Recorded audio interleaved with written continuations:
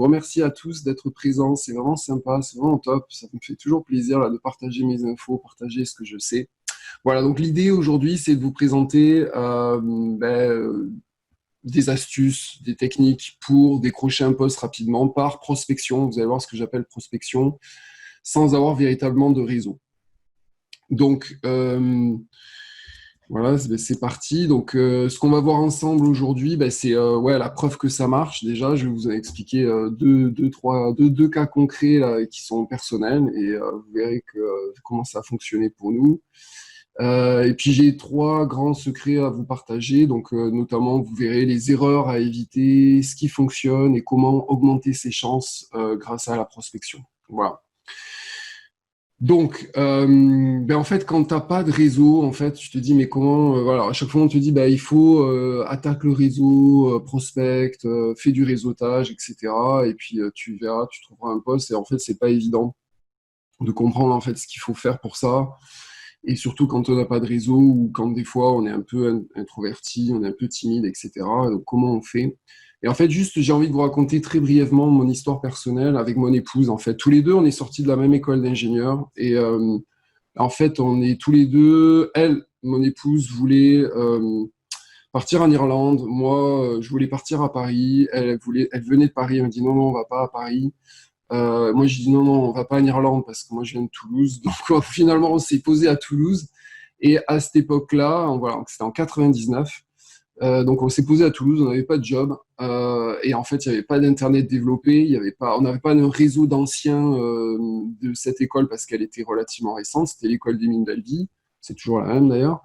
Et puis j'étais pas du tout connu sur Toulouse parce que Toulouse c'est vraiment l'aéronautique et puis alors les mines, voilà, ça résonnait pas du tout dans la tête des gens par rapport à cette école. Donc, mon épouse me pousse à aller à une réunion, à une présentation. Donc, on était au chômage. Elle me dit, ah tiens, on va aller voir une présentation phoning. Les phoning, c'était des techniques où, en fait, on décrochait le téléphone et on essayait de joindre des décideurs. Voilà. Donc, il fallait passer le barrage de la secrétaire. Il fallait essayer de trouver des créneaux de rendez-vous pour rencontrer des décideurs. Donc, bon, voilà, c'était pas évident. Bon, en tout cas, j'ai eu voilà, une petite heure de présentation. Et mon épouse, qui s'appelle Gaëlle, en fait, elle a fait 15 entretiens comme ça, d'entretien réseau. Et puis, elle a trouvé un CDD de 6 mois dans son domaine de la qualité. Donc, ça, en 15 entretiens réseau, voilà, c'est en bout de, je sais pas, peut-être 1 mois et demi, 2 mois, elle a trouvé un CDD qui lui a permis de mettre un pied à l'étrier dans le monde du travail et de démarrer sa carrière. Et puis là, ça, je me suis dit, waouh, mais en fait, ça marche. Voilà. Donc moi, je m'y suis mis à fond, là. J'étais à fond comme elle, là, mais j'en ai fait beaucoup plus. Je suis resté beaucoup plus longtemps au chômage. Je suis resté 4-5 mois au chômage. Et j'ai fait voilà, à peu près 35 entretiens réseau avec des patrons. Et c'est pas vraiment comme ça que j'ai trouvé mon premier job. Moi, je l'ai trouvé via une annonce, donc plus un recrutement traditionnel, on va dire. Mais par contre, je sais qu'à un moment donné, d'avoir rencontré tous ces boss, là, ça a fait vraiment la différence parce que j'étais en face de moi, il y avait des gens super diplômés, là, des mines de Paris, des centrales de Paris.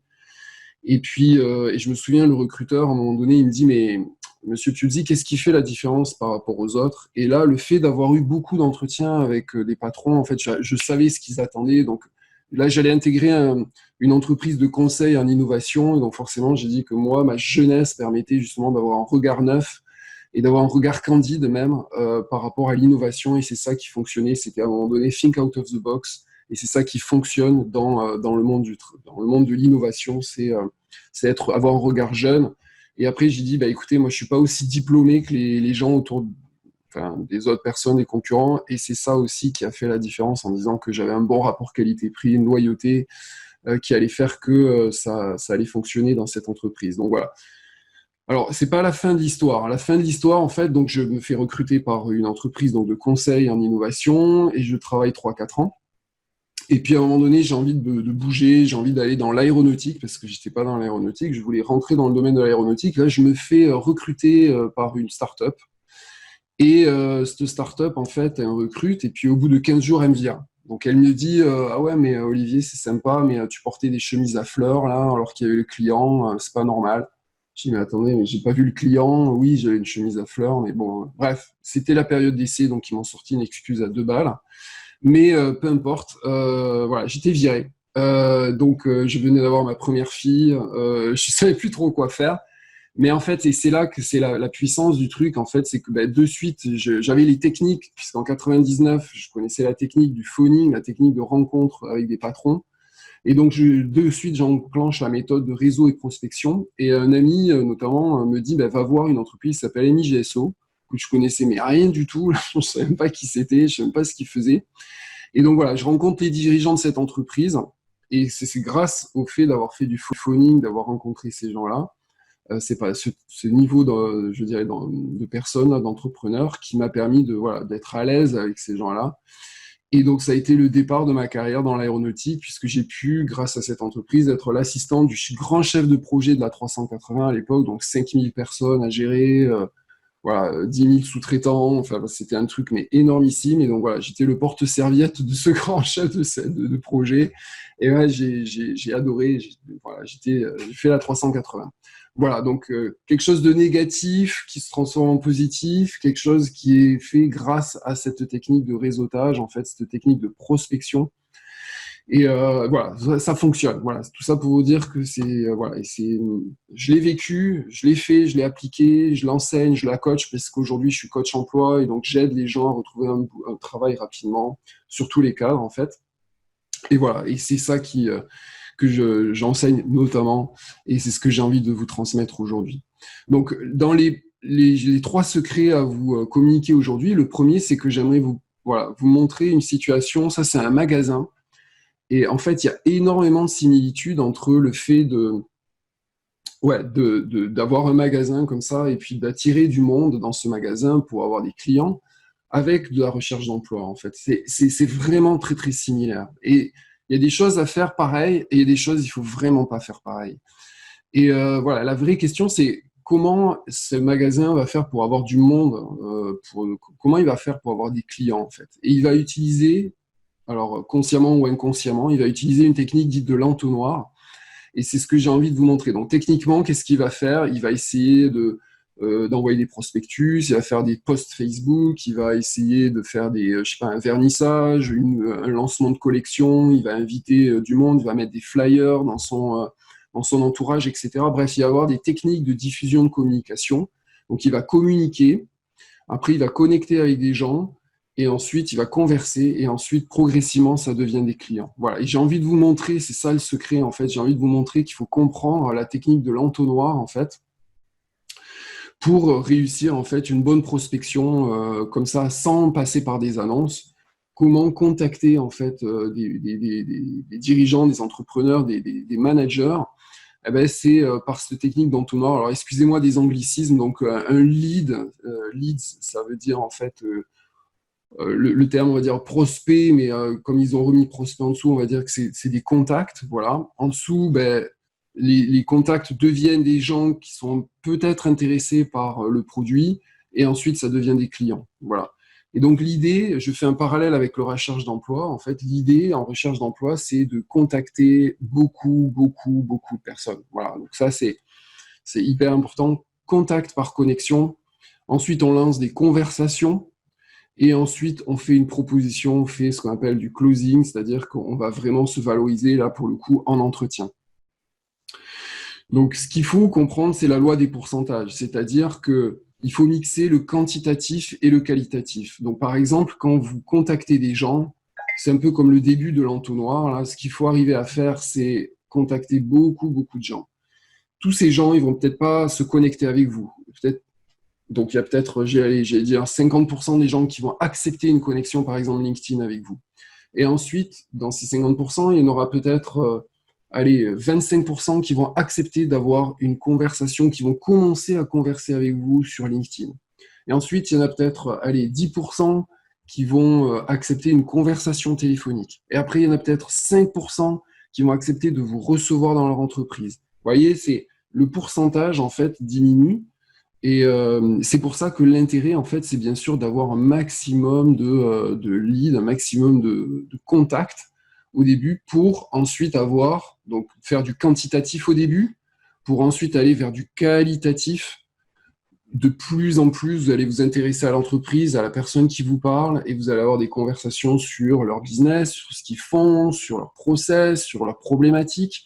Et progressivement, vous allez comprendre en fait qu'il y a peut-être des choses intéressantes à proposer, soit pour vous, soit pour votre réseau. Et c'est là la force du réseau, c'est que peut-être vous allez entendre des propositions ou des besoins qui sont peut-être pas pour vous, mais qui sont pour d'autres, et ça, vous allez le partager.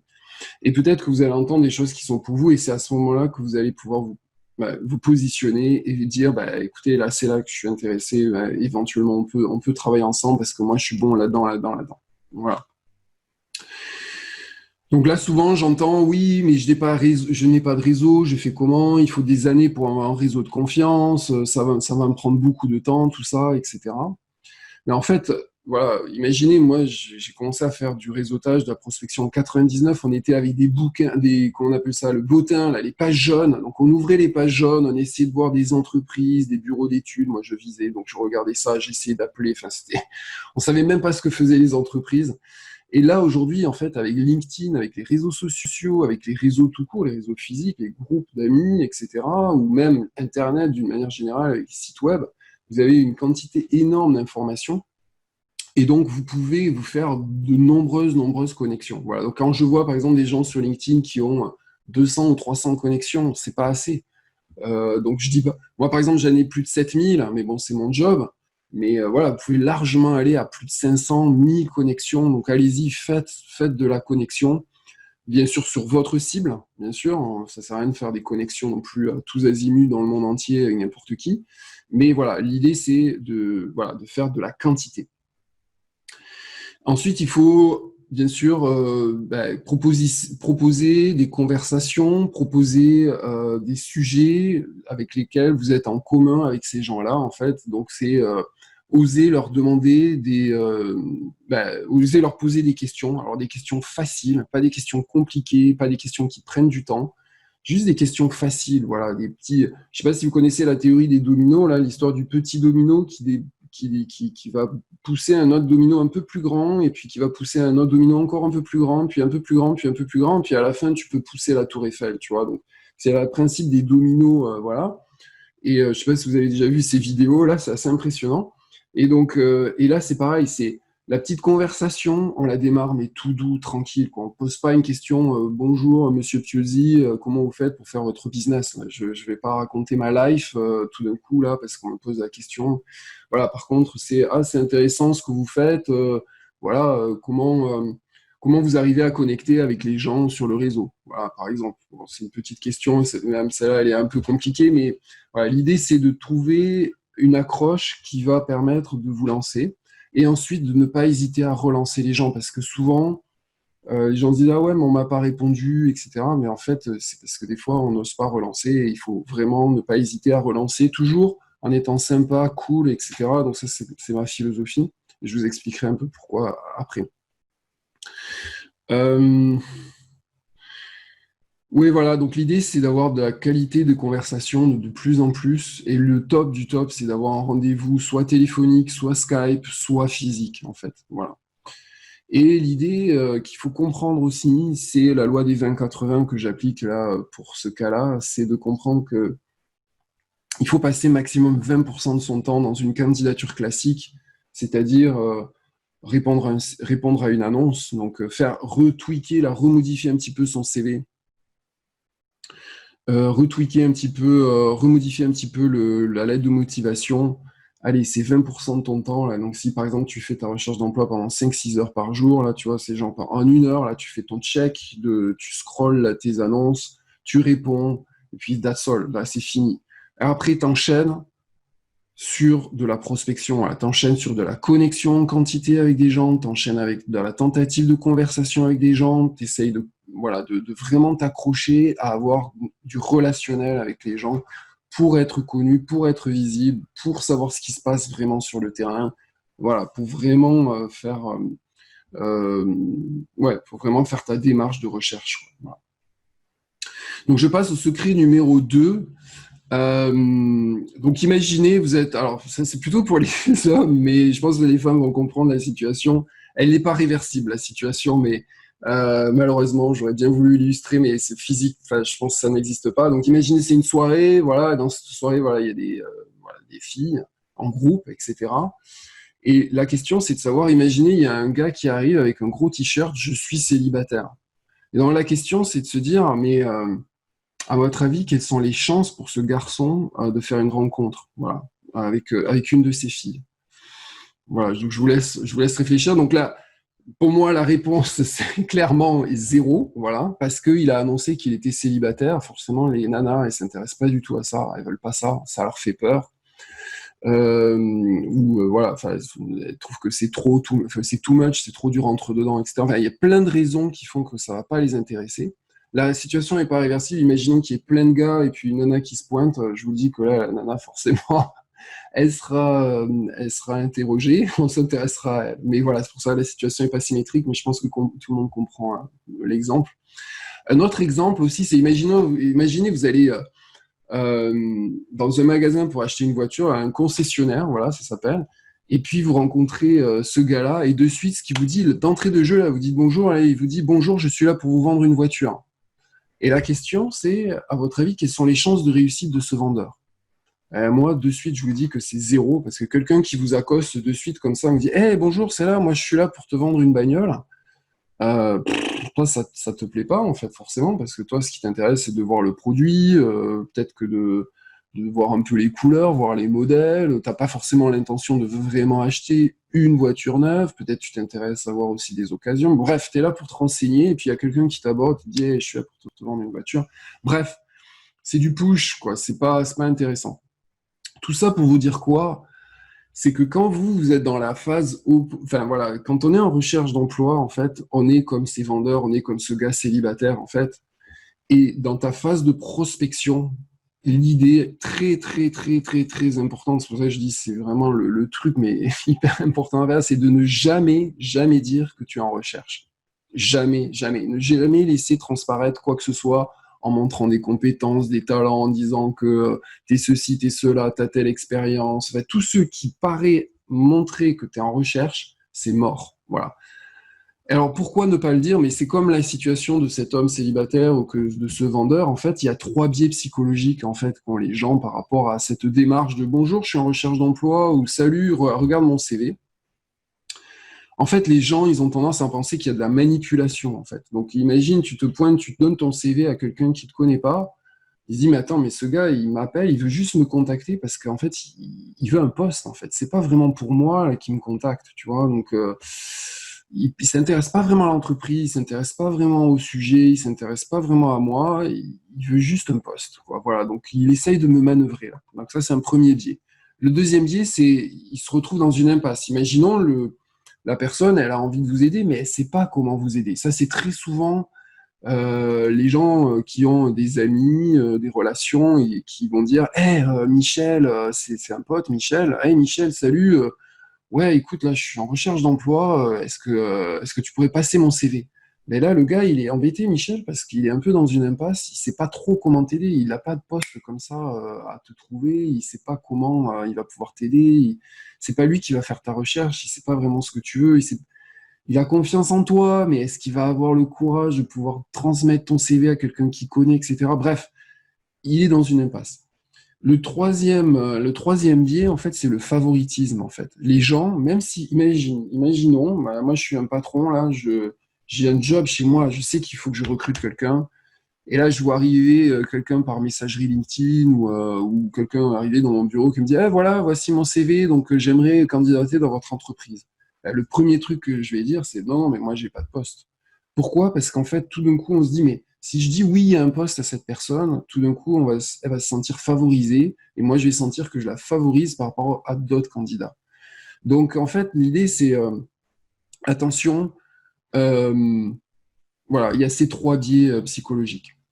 Donc, l'autre chose que j'aimerais vous dire aussi qui est très importante, c'est que, et c'est cool justement de ne pas dire que vous êtes en recherche, parce qu'en fait, vous n'avez rien à vendre, parce que vous êtes en phase de prospection, vous êtes en phase de connexion, vous êtes en phase de recherche, de contact, de comprendre le monde qui vous entoure, de comprendre qui fait quoi. C'est ça où vous en êtes là, tu vois, vous êtes au début de l'entonnoir, vous n'êtes pas en bas, en phase de En bas, là, c'est le closing, mais en haut, c'est je me connecte. Donc, vous êtes en haut, là, dans la prospection. Voilà.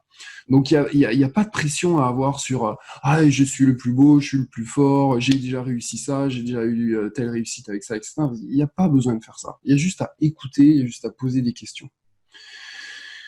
Voilà, donc pas besoin aussi de être un extraverti. Là, souvent on me dit, ah ouais, mais Olivier, je suis timide, etc. Mais là, c'est juste une histoire de, ok, je vais oser poser une question sur l'entreprise, sur le métier, sur le parcours de la personne, et pas, je vais me valoriser, je vais me vendre, etc. Donc, il n'y a pas besoin d'en faire des tonnes. Donc, souvent, on me dit, oui, mais moi, je suis bien en recherche et je veux pas mentir. C'est classique, l'objection. Olivier, là, je ne suis pas un menteur, là, je suis bien en recherche. Si on me dit vous êtes en recherche, qu'est-ce que je dis?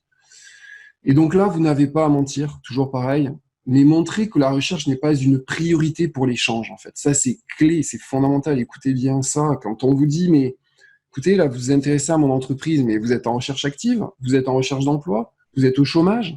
Donc forcément, les gens vont essayer de comprendre votre démarche et tout le temps, ils vont vous poser la question si vous cherchez un job. Et là, le piège, c'est de dire oui, en fait, je cherche un job. Mais jamais, jamais, jamais, donc je redis 100 000 fois, il faut le dire, jamais tu tombes dans ce piège. Donc, ce qu'il faut dire, c'est écoutez, ce qui m'intéresse là, c'est pour cet échange, la priorité, c'est de comprendre votre entreprise, de comprendre votre secteur d'activité parce que c'est un monde qui m'intéresse. Voilà. Et j'ai vu votre entreprise, elle a l'air très intéressante et c'est ça qui m'intéresse. Pour plus tard, effectivement, j'aimerais me positionner, mais c'est pas ma priorité du moment. Ma priorité là, c'est voilà, d'avoir plus d'informations sur le secteur.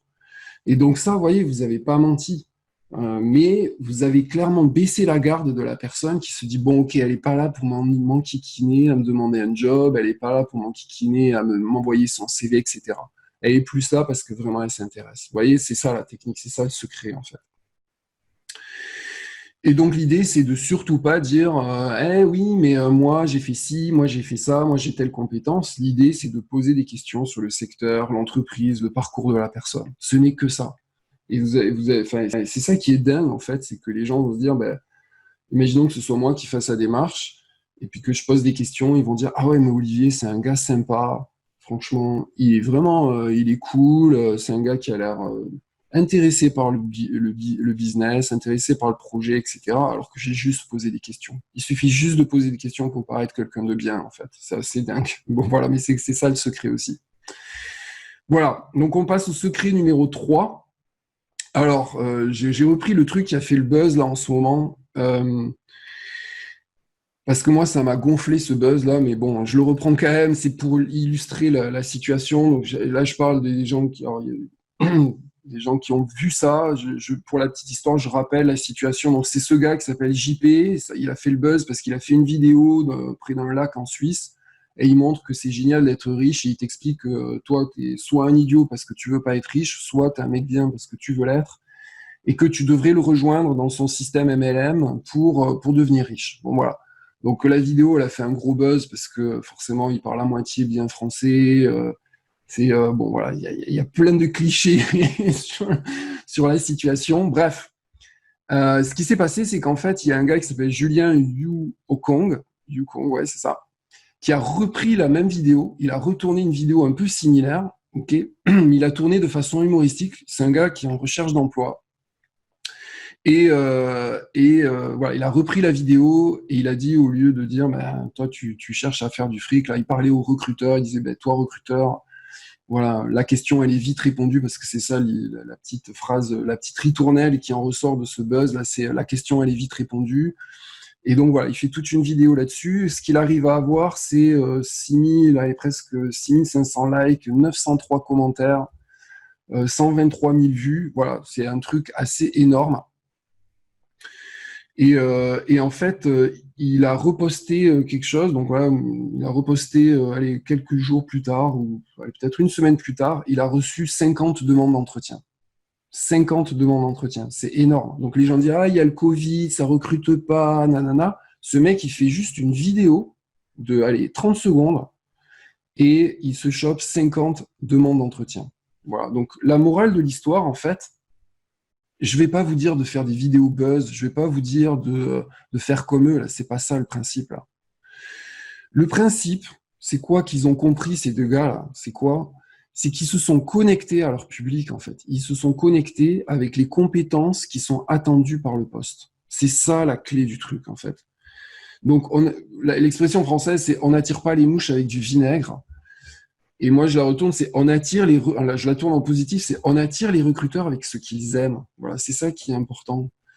Donc, par exemple, si ton métier, c'est de la critique, par exemple, si tu veux devenir humoriste critique, ben, fais de la critique. Voilà. Si ton métier, c'est d'être créatif, montre que tu es créatif. Si ton métier, c'est d'être passionné, je sais pas, par exemple, tu es passionné de comptabilité, il y en a qui le sont, moi je ne le suis pas, mais il y en a qui sont passionnés par la technologie, la robotique, il y en a qui sont passionnés par la vente, il y en a qui sont, bref, et il y en a qui sont passionnés par l'humour et qui aiment, pour eux, le canal de l'humour, c'est le canal de la vente, c'est l'humour. Eh ben, ils le montrent. Voilà. C'est ça l'idée, en fait. C'est de montrer, voilà, de montrer ce qui est attendu par votre public, votre cible, en fait.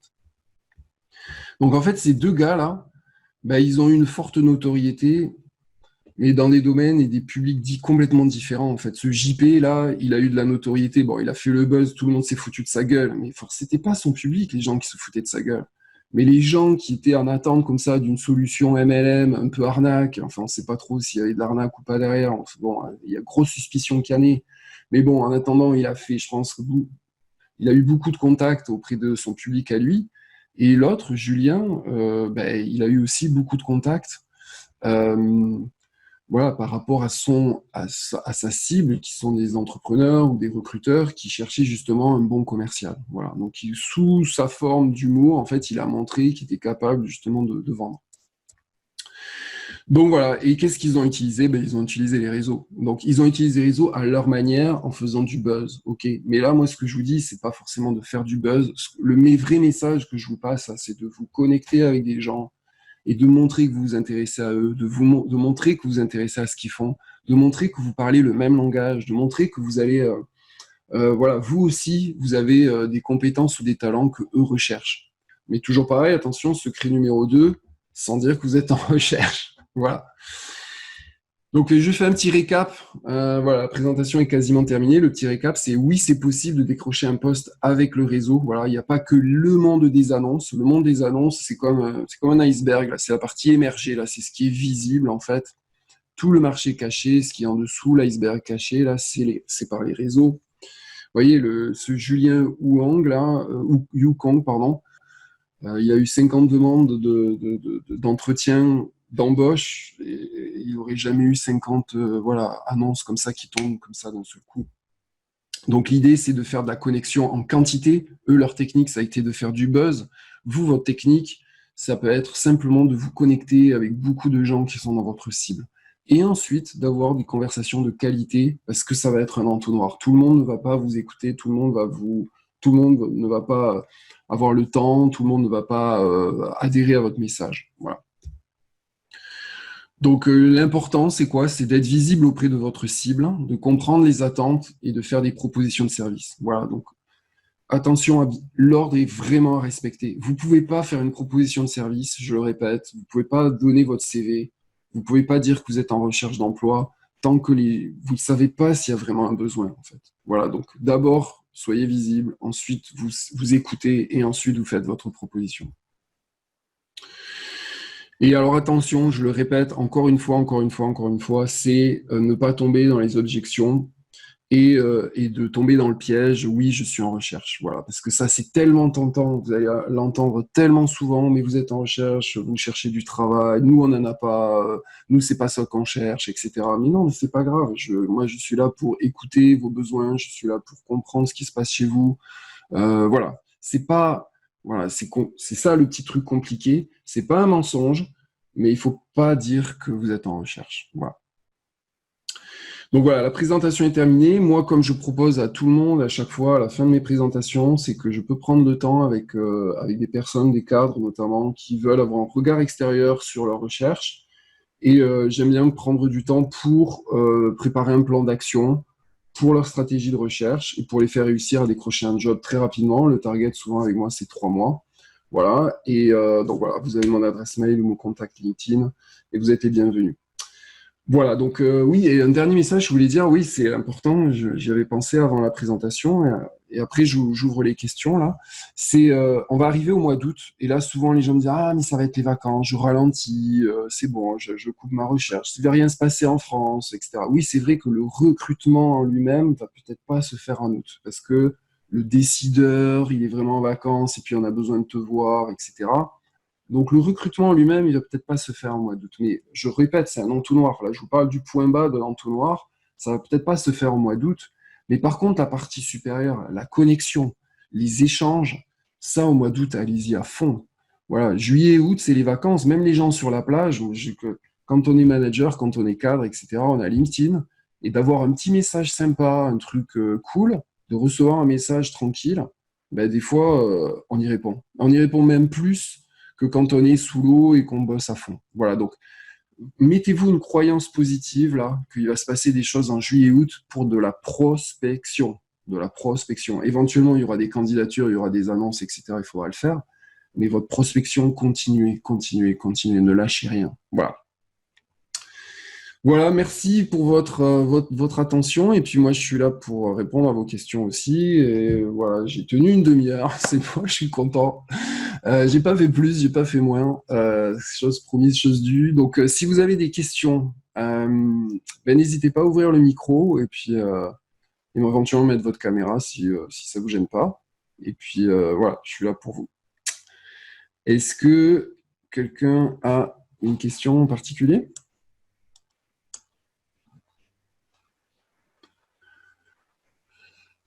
Euh, donc là, je vois Florence qui me dit oui, important de rappeler que août, on peut aborder des recruteurs, faire des échanges, effectivement. Ouais. Euh, alors, Céline nous pose la question, s'il y a une opportunité annonce existante et qu'on est en relation avec le recruteur, comment l'aborder efficacement? Donc ça aussi, oui, j'ai oublié de vous en parler. Quand, par exemple, tu vois une annonce, alors imaginons que ce soit une annonce, même dans les deux cas, c'est la même chose. Imaginons que ce soit une annonce directement émise par l'entreprise, que c'est l'entreprise qui s'occupe de A à Z du recrutement. C'est très important là aussi de te connecter avec un maximum de gens de cette entreprise, plutôt des décideurs. Voilà, si c'est pas des décideurs, c'est pas grave. Pourquoi? Parce que l'idée c'est d'arriver à te faire, de te rendre visible, de te rendre, ben, de voir que tu existes, de voir que tu es motivé, de voir que tu t'intéresses au projet, que tu as essayé de connecter avec ces gens-là, de contacter ces gens-là. Ça leur fait plaisir, mine de rien. Et deuxièmement, c'est un bon moyen aussi de, j'aime pas cette expression là, de passer au-dessus de la pile des autres CV là, mais quelque part c'est un peu ça qui se passe. Si tu arrives à avoir une conversation avec quelqu'un, et la meilleure méthode, c'est toujours pareil, c'est de garder ce conseil précieux de dire intéressez-vous d'abord à l'entreprise. Et si éventuellement on vous parle du poste et qu'on vous dit oui, bah tiens, en ce moment il y a un poste, bah, vous pouvez dire oui, j'ai candidaté, et là, n'essayez pas de vous vendre. Essayez juste de dire, mais qu'est-ce que vous me conseillez justement pour être un bon candidat? Qu'est-ce que vous me conseillez? Et être à l'écoute, en fait. Voilà. Qu'est-ce que vous me conseillez? Soyez à l'écoute. C'est pas le moment de vous vendre, en fait. Voilà. Donc, l'idée, c'est effectivement, même s'il y a une annonce, essayez de connecter avec les gens d'entreprise, mais ne vous vendez pas. C'est pas un entretien d'embauche. C'est un entretien où vous pouvez écouter, comprendre ce qui se passe dans l'entreprise. Donc, toujours, là, ce que j'ai fait pour cette présentation-là, c'est vraiment à garder. Voilà. J'espère que ça répond à la question, Céline. Voilà.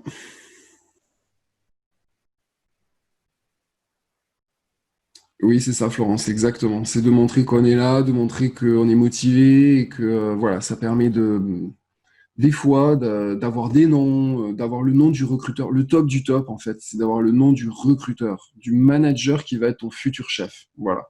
La RH, c'est sympa, mais ou le RH, pardon. Mais le top du top, le vrai décisionnaire, in fine, le RH ou la RH a sa position sur l'aspect psychologique, personnalité, mais le vrai décideur, in fine, ça va être le recruteur. Donc, s'il a quelque chose, qu'il voit quelque chose en vous, là, vous partez avec des points d'avance. Il ne le vous dira jamais. Il vous dira jamais, ah, super ta candidature, écoute, je te mets au-dessus de la pied, là. Jamais tu l'entendras, ça. Par contre, comme je disais, c'était le biais, là, de favoritisme. Donc, jamais il veut faire du favoritisme. Par contre, voilà, il t'aura entendu. Il aura vu que tu es présente, il aura vu que tu es motivé, il aura vu que tu es, ouais, t'es engagé, quoi, que tu y crois. Voilà. Et ça fait vraiment une différence. Voilà. Super Céline, merci pour ton retour. C'est cool. Euh, attendez, j'ai vu passer des messages là, mais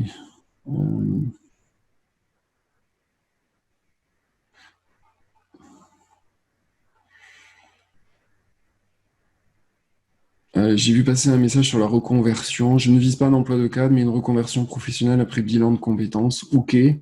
Ben là, c'est pareil, ta reconversion, en fait, ben, tu vas la réussir en fait en te connectant, en rencontrant des gens du milieu que tu vises en fait. Voilà, ne reste pas isolé, ne reste pas isolé derrière ton PC à essayer de répondre à des annonces. Le meilleur moyen de réussir une reconversion, c'est d'être dans le milieu dans lequel que tu veux intégrer en fait. Voilà, ça c'est un message qui paraît simple et bête, mais c'est tellement la vérité. C'est tellement ça quoi. Tu sais. Voilà, parce que toi, tu vas être en compétition avec des gens qui sont déjà dans le modèle, qui sont déjà dans le milieu. Et ça c'est ça la complication en fait. Donc sur le CV, là, sur l'écrit, techniquement en France, les gens aiment bien le mot compétence, ils aiment bien voir qu'il y a de l'expérience, etc. Donc pour contrebalancer ça, bah, c'est de vraiment te montrer en fait, te rendre visible, montrer ce dont tu es capable en fait. Et montrer ce dont tu es capable, c'est pas de dire que tu es la meilleure, c'est surtout pas faire du closing, là, comme je dis, c'est de poser des questions. De poser des questions. Juste ça. La puissance des questions, elle est phénoménale. Voilà. Euh, Ok, donc merci. Excuse-moi, j'ai pas le prénom, mais Le Mercier, voilà, je remercie. Donc voilà, n'hésitez pas à ouvrir le micro là si vous voulez poser une question directement sans taper, c'est avec grand plaisir. Euh, voilà, j'espère que ça vous a été utile. J'espère que ça. Allô, Oui, allô. Ah, bonjour Olivier, c'est André. ok, André, salut. Salut. En fait, je voudrais savoir, est-ce que je suis au Cameroun, moi? Ok. Oui, je suis, c'est vrai que on va dire recherche d'emploi, mais je suis en recherche d'emploi. Donc, est-ce que lorsqu'il faille poser des questions, ça se fera sur la toile ou bien en inbox avec la personne concernée? Ici, dans le cas où on fait des connexions pour certains qui nous répondent pas ou bien on envoie des messages pour lesquels on n'a pas de retour, est-ce qu'il est préférable de faire des messages, comme vous le dites, directement sur la toile ou toujours en inbox, même si certainement on ne pourra pas avoir de réponse? Ok. Ouais, donc Merci. avec plaisir, Andris. Merci pour la question, elle est super. Donc en fait, donc Andris,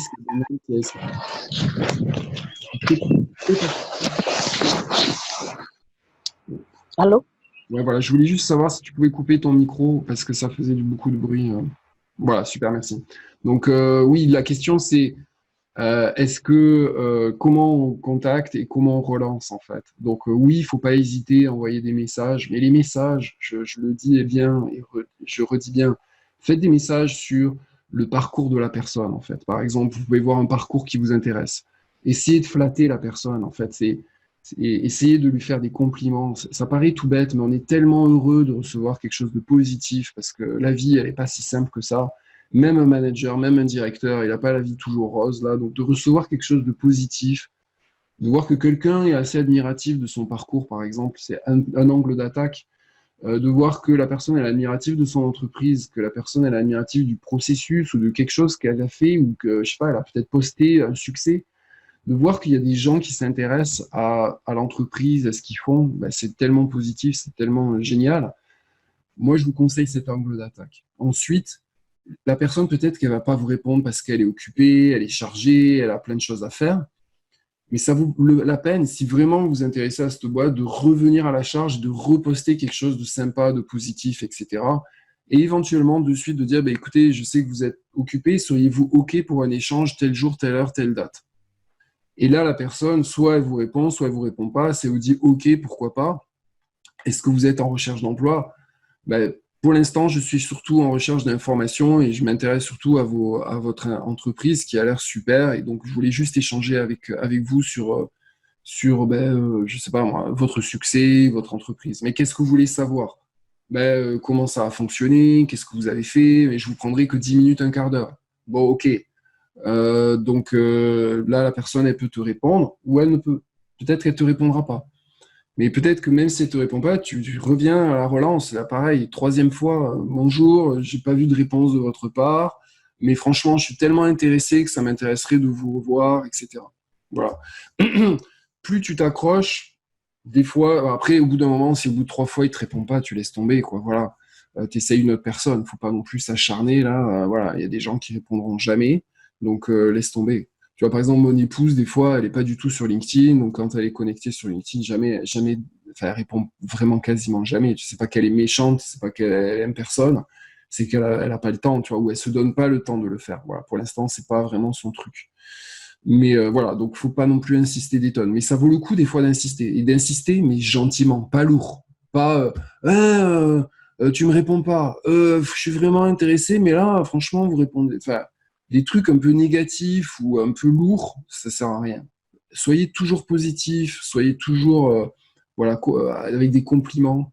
Et ça, c'est ça qui. On n'attire pas les mouches avec du miel. On n'attire pas les mouches avec du vinaigre, pardon, mais avec du miel. Donc, ne soyez pas acide, ne soyez pas critique avec ces contacts-là. Voilà. C'est ça que je vous dis. Même si c'est pas une personne que vous aimez particulièrement, c'est pas grave. Il faut continuer à contacter avec du positif. Voilà. J'espère que ça répond à la question d'Andris. Voilà. Donc, que ce soit sur l'inbox, donc la mailbox, ou que ce soit sur LinkedIn, voilà, c'est pareil, c'est la même technique. Voilà. Moi, quand j'étais manager chez Airbus, donc je pilotais beaucoup de gens, j'avais pas le temps. Des fois, je recevais des messages. Bonjour Olivier, vous êtes un ancien de l'école des mines d'Albi, donc j'aimerais savoir si vous avez des stages. Je peux vous dire là, jamais je répondais quoi. Ça me gonflait ça. Pourquoi? Parce que je suis un ancien et pourquoi? Parce que tout d'un coup, je suis manager, tout d'un coup, voilà, ça me gonflait. Par contre, si on me disait, hey, je suis passionné d'aéronautique, j'aurais aimé discuter avec vous 5-10 minutes, bizarrement, je me disais, bon, allez, il fait l'effort, là, il met un peu le truc, voilà, je vais peut-être passer 5-10 minutes si j'ai le temps, quoi, voilà. Mais parce que je me suis déjà fait avoir, tu vois, j'ai déjà été sympa en me disant, ah ouais, tiens, il faut lui trouver un stage, là, je vais essayer de trouver un stage à cette personne. Donc, j'ai une fois, 2 fois, 3 fois, j'ai essayé de trouver des stages, et à la fin, non, mais finalement, merci, j'ai plus besoin de stage. Ah, ça me gonflait, ça. Non, c'est bon, j'ai trouvé ailleurs. Toi, tu t'es défoncé dans ta boîte pour essayer de trouver un stage, et en fait, et on voulait pas du stage. Donc voilà, voilà, c'est pour ça qu'on n'a pas envie de se donner à fond pour de suite de répondre à la personne. Voilà, c'est pour ça qu'il y a ces hésitations. Alors, il y a quelqu'un qui s'appelle Guillaume qui a levé la main, donc je connais pas le prénom, excuse-moi. Guillaume, si tu veux parler, c'est avec grand plaisir. Tu peux ouvrir le micro.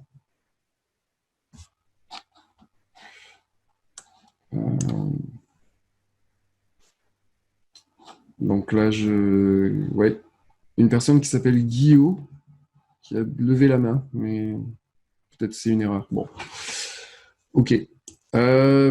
Voilà, en tout cas, s'il n'y a pas d'autres questions, écoutez, moi, franchement, voilà, j'espère que ça vous a servi, j'espère que ça vous a plu, j'espère que ça vous a mis en énergie pour continuer. Voilà, écoutez, s'il n'y a pas d'autres questions, je vais fermer là et puis je vais vous souhaiter une excellente journée. Allô. Ah, Oui, ok. une dernière question, Olivier. Donc, ça veut dire, c'est pas une question en fait. Donc, j'ai l'habitude de dire que je suis en recherche. Donc, dès aujourd'hui, j'ai établi un plan d'action dans lequel je vais insérer des questions qu'à l'avenir, je pourrais poser afin d'attirer le recruteur, afin de marquer positivement le recruteur. C'est ce que je retiens dans le secret numéro 2. Exactement, exactement. C'est sitôt que tu commences à dire je suis en recherche. Bonjour, je m'appelle Andris, je suis en recherche d'emploi, tu te fermes toutes les portes. Tu te fermes toutes les portes. Mais ça, tu vois, tu es au Cameroun là, mais moi je te dis, moi je vis au Canada, moi là, tu vois, je vis à Montréal. Je suis beaucoup les US là. Aux US c'est pareil. Je vis au Canada, c'est pareil. J'ai vécu en UK, j'ai vécu en Allemagne, j'ai vécu en France. Enfin tous dans le monde entier. Quand on reçoit quelqu'un qui dit hey, bonjour, je suis en recherche d'emploi, oh là là, compliqué, compliqué.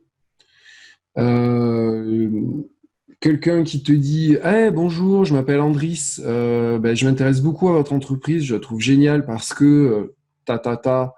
et que vous avez réussi ça, ça, ça. Seriez-vous OK pour en discuter 5 minutes? Bah, tu verras que là, tu auras beaucoup plus de chances d'avoir du répondant, quoi. Là, les gens, forcément, ils vont te dire, mais vous cherchez du boulot? Ben, écoutez, pas vraiment, là, pas pour le moment, c'est pas ma priorité. Ce que je veux, c'est voilà, communiquer, comprendre mieux le secteur d'activité. J'aimerais comprendre un petit peu votre succès. Je trouve ça tellement génial que j'aimerais en parler avec vous. Tu vois, voilà. Donc les gens, ils se disent, ben là, ils sont un peu plus ouverts. Voilà, même beaucoup plus. Donc voilà, c'est ça, Andri, si tu as compris, c'est ça le principe. Donc bravo, c'est cool. Ok, ok, bah écoutez, merci à tous, merci pour votre présence, c'était top. Merci pour vos questions, elles sont toujours géniales, donc j'adore. Et voilà, j'espère que je ferai un live, peut-être en août, je ferai un live, voilà. Et puis voilà, je vous souhaite une excellente continuation, et puis à très bientôt. Et puis bonne journée à tous. Je vous dis bye bye et à bientôt. Ciao.